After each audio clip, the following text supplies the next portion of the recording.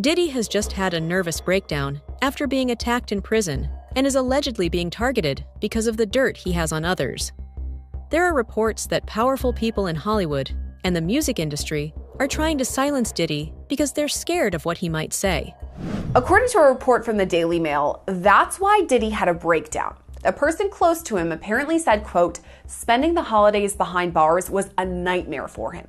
If we're to believe all this, Diddy had a meltdown in his cell and begged the guards to take him to the hospital for observation, but they refused. This same friend or person told the Daily Mail, quote, he eventually managed to calm himself down with the meditation technique he's been using while he's been behind bars. It took him a few hours of deep breathing and focusing to get out of the bad space he was in, but he finally managed it. This isn't the first time Diddy's mental health has come into question while he's been at MDC. When he first arrived, he was on suicide watch, which the U.S. Department of Justice National Institute of Corrections describes as supervisory precautions taken for suicidal inmates that require frequent observation. Diddy's suicide watch was only temporary, though. He was housed in a special protective unit of the jail after that for the first few weeks of his stay. But Diddy right now is in Gen Pop, meaning general population, the place where majority of the inmates stay. And that's where he apparently had this meltdown over the holidays, at least according to one source. But going back to Cardella Smith's filing, his notice says that Jennifer Lynn Lopez, a.k.a. J-Lo, a.k.a. Jenny from the Block, quote, will be called as a material witness and expert to Sean Combs' viewing, possession, and distribution of his sexual assault upon the plaintiff in 1997 and the orders of defendant Sean Combs forcing Jennifer Lopez to remain silent about the videotaped sexual assault of plaintiff by defendant. Plaintiff states that the material witness Jennifer Lynn Lopez, also known as J-Lo and Jenny from the Block, was engaged in a relationship with the defendant Sean Combs during 1999 and 2001, and that the sexual assault of the plaintiff was recorded, distributed, and held by the defendant at his New York residence and recording studio. And during the relationship with Jennifer Lopez, she was made privy to this video that was taken by Sean Combs and his employee Kirk Burrows. She, J-Lo, has known this video existed and was in existence and took no action to make it known to anyone in law enforcement, and that she was even questioned by New York Police Detective Derek Palmer about this matter, and that the report will show that her answers to this tape was and still remains a resounding yes to its existence. And again, Cardella Smith writes that he wants to call Officer Derek Palmer as a witness because he says Palmer is the one who questioned Lopez and believes that he will have testimony that could help his case. Now, as I mentioned, Diddy's legal team has called for this entire case to be thrown out. Cardella Smith has filed a massive response to that request that totaled more than 200 pages. Probably half of it was just straight up copies of case law that seems to support his arguments, word for word. It's something out of like a legal textbook. There's so much to slog through, but I kind of want to give you some of the highlights. So first, in addition to the claims of rape and a cover-up, Cardella Smith also claims and alleges that Combs was violent towards his loved ones. At times, Cardella Smith addresses alleged threats against his family. Other times, he says Combs actually caused serious injuries to his brother. His response reads, defendant used threats of murder to force the plaintiff to not bring the case to any court of law enforcement until the homes of the defendant were raided by Homeland Security, that the plaintiff knew it was a safe time to bring the case, and that is why we are here at this juncture. And Cardella Smith argued that fear for his own safety and the safety of his family is one of the main reasons that he waited so long to report the alleged rape, and says that that reason alone should override any issue with the statute of limitations, that these claims might otherwise be time barred. And he also argues that while he's been in prison, fellow inmates and prison guards have threatened him on behalf of Sean Combs. A bail appeal to Judge Carter. It did not go our way. The fight continues. We're not giving up by a long shot. I told Mr. Combs I'm going to try and get his case to trial as quickly as possible. I'm going to try and minimize the amount of time he spends in very, very difficult and I believe inhumane housing conditions in the special housing unit of the Metropolitan Detention Facility. And I'm going to do everything that I can to move his case as quickly as possible. I understand that the government has a great amount of electronic devices that they have to download and provide to me, but everything's on the government's timetable, nothing's on the defendant's timetable, and they're going to have to accommodate me and him and give us a quick trial, and I'm going to be pushing for that. He's ready, he's focused.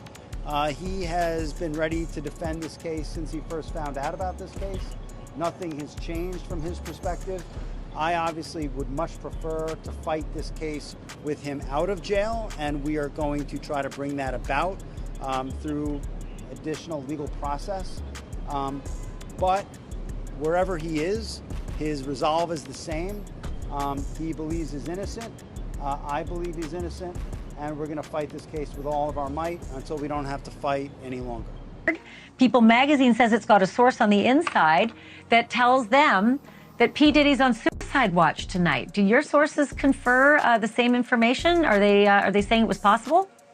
Hey, real quickly, all that commissary stuff, he's not getting any of that because people in the SHU have an abbreviated list. So he's out of luck. No stake for him. Yeah, he is on suicide watch. This guy thought he would have went home. All of a sudden, he didn't get bond. Remember, the first night that he was there, he was like an overnight guest. When they called his bond hearing, now they checked him into the system, and reality has hit him. And I understand that he has a shrink coming by his cell to see him several times a day. And now there's talk about putting him in, it's like a bubble. It's like a cell that has like a plexiglass wall in it where they have inmates watching you. That's actually their job, to keep an eye on the inmates that are on suicide watch. Another error that I guess some warden told you this. There are sentenced inmates there. They're called cadre inmates. They don't have to be white-collar inmates, but they're doing maintenance on the building. And the problem, why there's a lot of violence there, they have housing units. And they're mixing bank robbers, drug dealers, rapists with white-collar people. And this is why Diddy, he can't go into a regular housing unit because somebody will take him out for sure.